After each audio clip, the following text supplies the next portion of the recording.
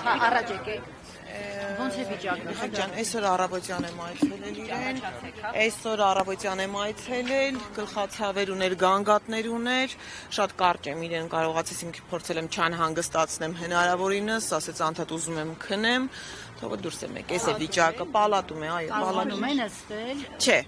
Չէ, որովհետև գլխապտույտներ ունի։ Բժշկական փաստաթղթերը ստացվեցին։ Ես հիմա չեմ հրապարակի, բժշկական փաստաթղթերը ստացել ենք, նաև ուղարկել ենք օրինակները վերաքննիչ քրեական դատարան, քանի որ սպասվում է, որ դատարանը պետք է նաև այսօր կարծում եմ վարույթ ընդունելու մասին որոշում եւ որոշման հրապարակման օր պետք է նշանակի։ Մենք ակնկալում ենք, որ դատարանը գոնե թե բացառիկ հանգամանքները հաշվի առնելով շտապողականություն կդրսևորի։ Գրավոր է քննելու այսինքն։ Կարծում եմ այո։ Մենք չենք միջնորդել բանավորի,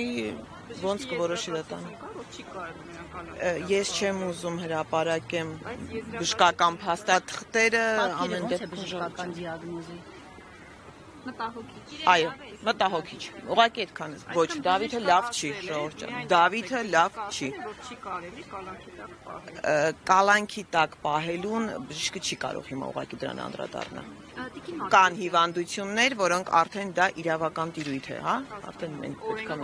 նախարարությունից ստացաք արձագանք նրա կրթության վերաբերյալ։ Դեռ չենք ստացել, ինչ որ գործողություններ ընթացակարգային իրականացվում են, թե դրանք որքանով են արդյունավետ եւ ինչ կլինի հետագա պատկերը, լրացուցիչ ձեզ կասենք, որտեղ մենք դեռ սպասում ենք։ Մեր համար հիմա այս պահին առաջնային է իր կյանքի եւ առողջության իրավունքները։ Անդրեասյանը ասում էր, մենք պատշաճ կքննարկենք եւ կարձագանքենք։ Դե սպասում ենք։ Արդյոք հրատապ այս խնդիրը այդպես պետք է քննարկվի։ Իհարկե ոչ։ Իհարկե ոչ, ուղղակի նայեք, պաշտպանական կողմը հիմա այս պահին կա առաջնային խնդիր եւ կա երկրորդային։ Հիմա այս պահին մեզ համար առաջնային խնդիրը դա իր կյանքի եւ առողջության խնդիրն է։ Այսինքն հետո կրթության իրավունքին կանդրադառնանք արդեն։ Հերթական ակցիան է, այս մեկից ինչ ակնկալություն է, եթե նրանք արձագանք չեն ստացել։ Ես այս թողնում եմ ակցիան մենք չենք կազմակերպել, գիտեք, աղջիկներն են կազմակերպել, հենց ի սկզբանե հայտարարել են, որ ապա քաղաքական։ Ես հույս ունեմ, որ լսելի կդառնան, որ կլսեն, ի վերջո լսելի կդառնան, այո։ Լսելի բացի, բայց կլինի, որ Դավիթին ընդհանրապես ազատ արձակին հաշվի Հիմքերը իհարկե արկա են, այ թե կանեն, թե չեն անի, թողնենք իրենց։ Տիկին Մարտիրոսյան ասենք, եթե ինձ եք հարցնում, չէ, ես ի սկզբանե ասում եմ Դավիթը չպիտի կալանավորվեր, որովհետև չկար դրա հիմքերը։ Տիկին Մարտիրոսյան գլխավոր դատախազության ուղարկված նամակը անցած շաբաթվա պատասխանում եք։ Չէ, չունենք դեռ ոչ մի։ Ընթացակարգային այնտեղ կարծեմ ուղարկել էին կենտրոն դատախազություն, ասենք դեռ որևէ պատասխան չունենք։ Բայց դուք ակնկալում եք Աննա Վարդապետյանի որոշումը, ճիշտ է։ Իհարկե, դիմել ենք իրեն։ Եվ Աննա Վարդապետյանը ուներ այդ իրավասությունը։ Բայց ուղարկել եք կենտրոնի դատախազություն։ Կարծեմ Հարամին են պատասխանել, ճիշտն ասած, ոնց որ ընթացակարգային, sense քննարկման փուլում է։ Բայց ուղարկել է դատախազություն, որ այնտեղ ինչ անեն։ Քննարկեն պատասխանեն, դեռ չենք ստացել, Ժողովուրդ ջան։ Ոչինչ չենք ստացել, որոշում չունենք։ Մարդու իրավունքների պաշտպանը եւս բարբերաբար անդրադառնում է այս թեմային եւ նշել էր վերջին անգամ, որ հենց իր միջամտությամբ է եղել է որ Կներեք, ինչն է եղել իր միջամտությամբ, որ օրինակ վերցնենք, որ իր միջամտությամբ քննչական կոմիտեի դռները բացվեցին, մենք կարողացանք ներս մտնել, կամ իր միջամտությամբ եղավ, որ 1 ժամ 20 րոպե անց մենք կարողացանք բարձրանալ բերման ենթարկվողների մոտ։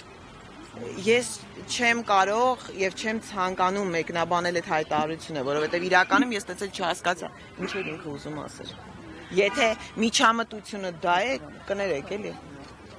Այդ այնքան բացահայտ էր, այդ օրը առաջին օրը հենց առաջին պահից ես բարձրաձայնել եմ անընդհատ այդ ահազանգերը, որ խնդրում եմ ապահովեք, դա անհապաղն է,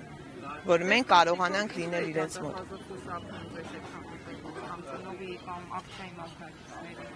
Չեմ կարող ասել, այդ իրեն տվեք այդ հարցը, չեմ կարող ասել։ Մի հարց էլ, որևէ միջազգային կազմակերպության փաստաբանական խումբը դիմել է այս հարցով։ Այս հարցով։ Չէ, դեռ որևէ